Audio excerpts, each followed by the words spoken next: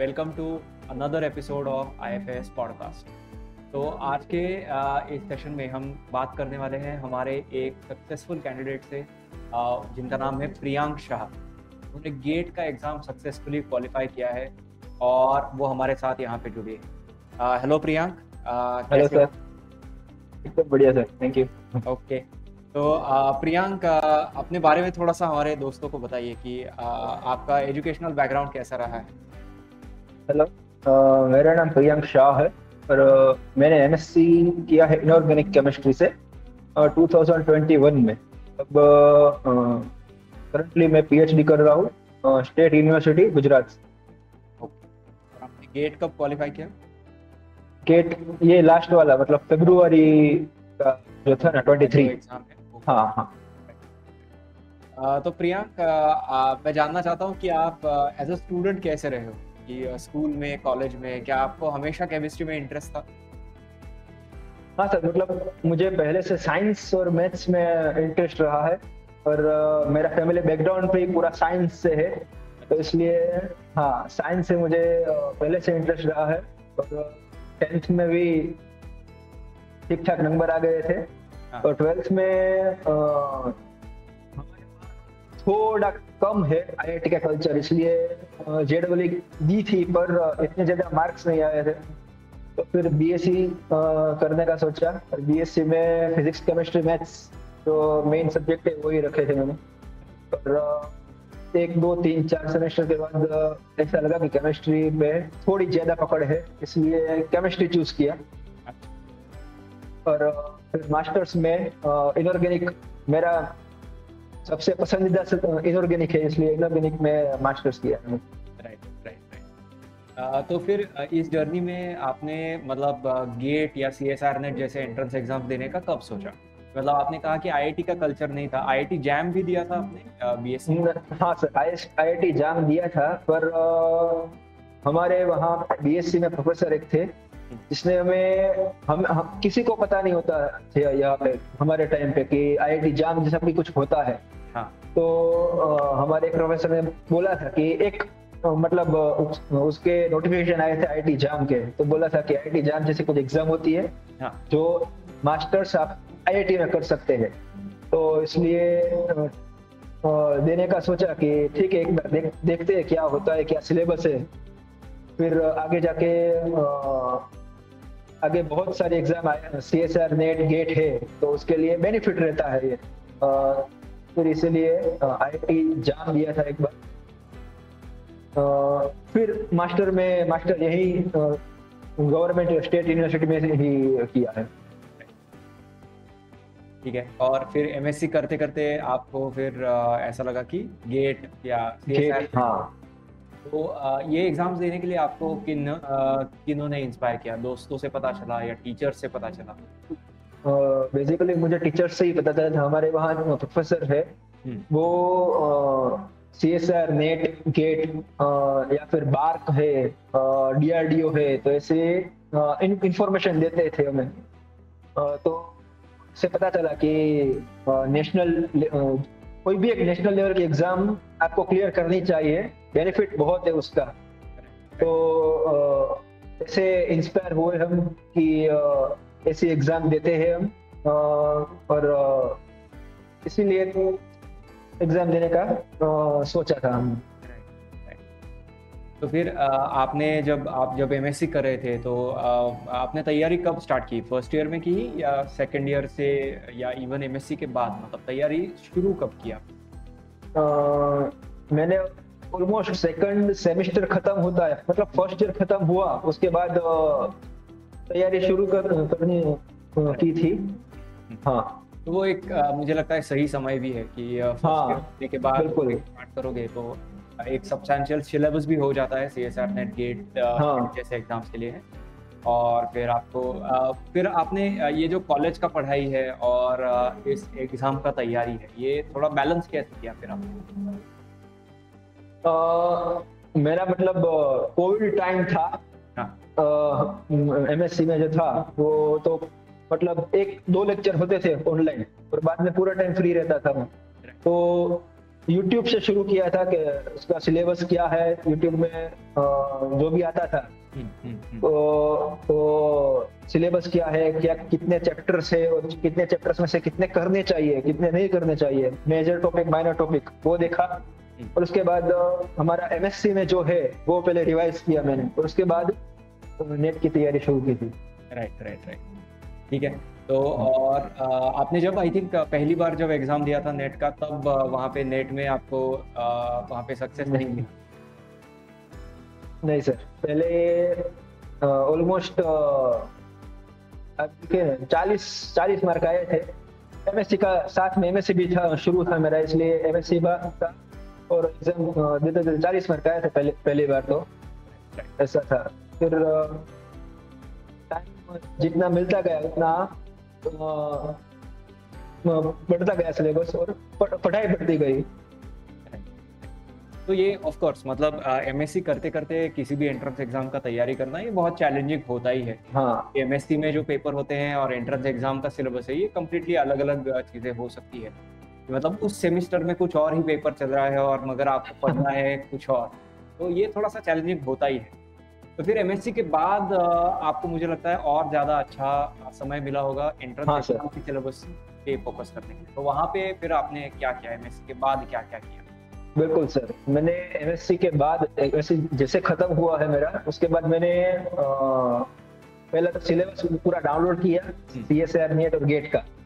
उसके बाद जितने भी कोचिंग सेंटर है पूरे इंडिया में उसमें से मैं देखा कि कौन से सही है और मुझे पसंद आया। मतलब कि मैं देखता था कि हर रोज एक लेक्चर देखता था सभी कोचिंग सेंटर के, और उसमें से मुझे आईएफएस जो है वो सबसे सही लगा। मेरी मतलब मुझे अच्छा लगा कि आईएफएस अच्छा है, वो ठीक से करवाते हैं ऐसा मुझे लगा। तो मैंने आईएफएस ज्वाइन किया। पहले ऑनलाइन ज्वाइन किया था कि ऑनलाइन में घर पे ही था, तो ऑनलाइन देखा कि ऑनलाइन कितने लेक्चर होते हैं हर रोज और क्या सिलेबस कैसे करवाते हैं सब लोग। राइट। उसके बाद में ऑफलाइन आने का सोचा था मैंने। तो आपको मतलब अभी का जो ट्रेंड है कि ऑनलाइन और ऑफलाइन भी ये दोनों ही चीज़ें स्टूडेंट्स अभी यूज़ कर रहे हैं किसी भी एग्ज़ाम के प्रिपरेशन के लिए, तो आपके हिसाब से बेहतर प्लेटफॉर्म कौन सा है, ऑनलाइन का है या ऑफलाइन का है? मतलब क्या एडवांटेजेस डिसएडवांटेजेस है दोनों प्लेटफॉर्म्स के? मैं डेफिनेटली कह सकता हूँ कि offline is much better than online, क्योंकि ऑफलाइन में आपको माहौल मिलता है, आपके साथ बाजू में बेंच पे आपके साथ जो बैठे हैं वो भी वही कर रहे हैं जो आप कर रहे हैं, और डिस्कशन हेल्दी डिस्कशन होता है। और कितने भी फैकल्टीज आते हैं, हम क्वेश्चन पूछ सकते हैं कि हमें जो भी डाउट है वो तुरंत हल हो जाता है। तो मैं ऐसा कह सकता हूँ कि ऑफलाइन इज मच बेटर। और यहाँ पे आप मुझे लगता है आए थे सीएसआर नेट की तैयारी के लिए, मतलब हमारा जो बैच है वो सीएसआर नेट का है, मगर क्या उन बैचेस में जो पढ़ाया गया है आपको लग रहा था कि इसका गेट में भी फायदा होगा? क्योंकि बाद में आपने गेट का एग्जाम भी क्लियर किया, तो सीएसआर नेट और गेट का आपको लग रहा है कि सेम तरीके से तैयारी करना चाहिए? हाँ सर, ऑलमोस्ट सीएसआर नेट और गेट सिलेबस ऑलमोस्ट सेम है, थोड़ा फिजिकल ज्यादा आता है, मतलब थोड़ा टफ आता है। राइट। और एप्लीकेशन बेस्ड है गेट, और जो सीएसआर नेट और थियरी बेस्ड है, तो एप्लीकेशन बेस्ड है, इसलिए सीएसआर नेट की तैयारी करते करते गेट का सिलेबस हो ही जाता है। तो गेट ऐसे गेट का हो गया मेरा नेट की तैयारी करते करते। राइट। और आप जब ऑफलाइन में आए थे तो ऑफ कोर्स ऑफलाइन में आपको एक अलग चैलेंजेस भी यहाँ पे होते हैं। एक तो घर से दूर रहना पड़ता है। बिल्कुल सर। बहुत सारी चीजें होती है, खाना बाहर का होता है। तो आपको क्या क्या दिक्कतें आई और आपने कैसे टैकल किया उन चैलेंजेस? शुरुआत में तो नया शहर नया था मेरे लिए, तो फिर कहाँ रहने की दिक्कत होती है पहले तो। फिर पीजी, बहुत सारे पीजी है तो पीजी मिल गया। फिर खाने की दिक्कत थी, हर रोज नया खाना, नई जगह खाने जाना पड़ता था। फिर चल गया 1-2 महीने चला, फिर स्टेबल हो गया कि चलो ठीक है अब खाने का हो गया। फिर पढ़ाई धीरे धीरे ट्रैक पर आ रही थी। और यहाँ पे फिर आपने आपने कहा कि ऑफलाइन में एक माहौल मिलता है आपको, तो आपके यहाँ पे बहुत सारे दोस्त बने होंगे। आपने किस तरह का स्टडी प्रेफर किया, कि ग्रुप स्टडी था या इंडिविजुअल स्टडी था? कौन कौन से रेफरेंस बुक्स आपने यूज किए? मैं ग्रुप स्टडी भी प्रेफर करता हूँ और इंडिविजुअल स्टडी भी प्रेफर करता हूँ, क्योंकि इंडिविजुअल स्टडी में ऐसा है कि आप अपने आप जितना पढ़ो उतना बहुत बेहतर है, पर आपको कोई डाउट है तो फिर ग्रुप स्टडी भी बेहतर है। डाउट है तो आप दोस्तों से पूछ सकते हो। राइट। हाँ, और क्लास में जो करवाते थे उसके अलावा रेफरेंस बुक है, इनऑर्गेनिक है तो फिर मिसलर टार है, वो मैंने परचेज की थी। ऑर्गेनिक में केरुथर मेरे पास है, और फिजिकल में एटकिन है। एटकिन में जो भी एग्जाम्पल है एटकिन के बुक में, वो एग्जाम्पल में सोल्व करता था, और इनऑर्गेनिक में थियरी पढ़ता था जो भी सर करवाते थे। उसके बेस पे जो आज करवाया है तो उसके साथ उसके डिटेल थियरी होती है वो मैं पढ़ता था। वो बहुत बेनिफिट रहा है मेरे लिए। और फिर आपने प्रैक्टिस कहाँ से की? मतलब यहाँ पे मुझे लगता है कि सारे एंट्रेंस एग्जाम्स में प्रैक्टिस क्वेश्चन सॉल्व करना ये बहुत इंपॉर्टेंट है। आपने एटकिन से कुछ क्वेश्चन सॉल्व किए, मगर और कहाँ से आपने ये क्वेश्चंस प्रैक्टिस करने के लिए मिले? आप प्रैक्टिस क्वेश्चन के लिए सबसे बेस्ट तो जो IFS कंसेप्ट चेक बुक है वो पहले मैंने पूरी सोल्व की थी। सबसे पहले PYQ, जो जितने PYQ है वो पूरे PYQ सोल्व करने के बाद किन है और कंसेप्ट चेक बुक है वो दोनों में करता था। कंसेप्ट चेक में थोड़े आते नहीं आते तो मैं फैकल्टी आपसे एक दो बार आपसे पूछने आया हूँ मैं। तो फिर एटकिन में से करता था मैं। एटकिन में सॉल्यूशन भी दिया होता है तो मैं हिंट मिल जाती है। और यहाँ पे फिर आप जब ऑफलाइन में आते हो तो मतलब मेहनत तो आप बहुत करते हो, क्योंकि मुझे पता है कि 6 दिन लेक्चर होते हैं, संडे को भी छुट्टी नहीं होती है, संडे को भी आप टेस्ट देते हो। तो थोड़ा सा माइंड को फिर रिलैक्स करने के लिए आपने क्या क्या किया? यहाँ पे पुणे शहर बहुत अच्छा शहर है, मुझे पता है। बिल्कुल सर। यहीं पे पला बड़ा हूँ, तो आप क्या करते थे यहाँ पे रिलैक्स करने के लिए? आप और आपके दोस्त क्या करते थे? सही है, हमारे लिए पूरा शहर नया था। मैं गुजरात में हूँ और गुजरात से हूँ, तो पुणे महाराष्ट्र पूरा नया था मेरे लिए। तो पुणे शहर में बहुत कुछ देखने को मिला मुझे। हर संडे एग्जाम, मतलब 11-12 बजे एग्जाम खत्म हो जाती थी, फिर डिस्कशन होता। डिस्कशन के बाद हम निकलते थे शाम को कुछ नया एक्सप्लोर करने, क्योंकि मुझे एक्सप्लोर करना बहुत पसंद है। तो पुणे बहुत एक्सप्लोर करने के लिए है, तो एक्सप्लोर करने निकल जाते थे। कुछ हर रोज हर संडे कुछ नई जगह देखते थे, ऐसे माइंड फ्रेश हो जाता था। और फिर मंडे से रूटीन। आप पुणे सही सीजन में भी आए थे, आप आए थे तो मौसम था। बिल्कुल, मैं जून में आया था तो बहुत सही मौसम था। राइट, ठीक है। और इस सारे आपके इस जर्नी में, आपके प्रिपरेशन की जर्नी में एक सबसे बड़ा दुश्मन हमारा होता है, वो है सोशल मीडिया। तो सोशल मीडिया से बचने के लिए या सोशल मीडिया का सही इस्तेमाल करने के लिए आपने मतलब क्या क्या एक रिस्ट्रिक्शंस रखे थे आप अपने ऊपर? हाँ सर, सोशल मीडिया तो बिल्कुल, क्योंकि एक बार ऐसा होता है कि आप नए नए आए थे, पूरे टाइम कहाँ निकाले हम, तो इंस्टाग्राम घुमाते थे। और उसके बाद जैसे सिलेबस बढ़ता गया तो थोड़ा टेंशन होता है कि अब किसे कवर करेंगे सब, तो वो सोशल मीडिया थोड़ा कम हो जाता है। और एग्जाम के 1-2 महीने पहले तो पूरा बिल्कुल बंद हो जाता है सोशल मीडिया। क्योंकि टाइम ही नहीं मिलता है, बहुत कुछ करने को है और हमें अच्छे से प्रिपरेशन करनी है, तो फिर सोशल मीडिया से दूर रहना बहुत जरूरी है। ठीक है। और इस समय में मतलब अपने घर से दूर भी रहना पड़ता है। मुझे लगता है आपकी फैमिली के कांटेक्ट में भी आपको, मुझे पता है कि आपको घर जाने का मन किया होगा कभी ना कभी। हाँ। और थोड़ा सा कभी कभी डीमोटिवेटिंग भी लगता है कि एक आध ऐसा टेस्ट आएगा कि जहाँ पे कम मार्क्स मिल गए, या फिर अपने फेवरेट टॉपिक का टेस्ट है और जितना मिलना चाहिए उतना नहीं मिला। तो ऐसे समय में खुद को मोटिवेटेड रखना बहुत ज़रूरी होता है। तो ये आपने कैसे किया? कि मुझे लगता है कि स्टूडेंट्स की प्रिपरेशन के टाइम पे सबसे बड़ी परेशानी यही होती है कि खुद को 6 महीने के लिए या 1 साल के लिए मोटिवेटेड कैसे रखना है। हाँ, आपने ये कैसे हासिल किया? ऐसा बिल्कुल मेरे साथ हुआ था। एक बार ग्रुप थियरी की एग्जाम थी, मेरा मोस्ट फेवरेट, मतलब बहुत अच्छा आता है ग्रुप थियरी मुझे। उसमें नंबर कट गए थे, बहुत ज्यादा नंबर कट गए थे, तो फिर निराश तो हुआ था। पर दोस्त, आसपास के जो दोस्त है हमारे, वो दोस्त बहुत जरूरी है।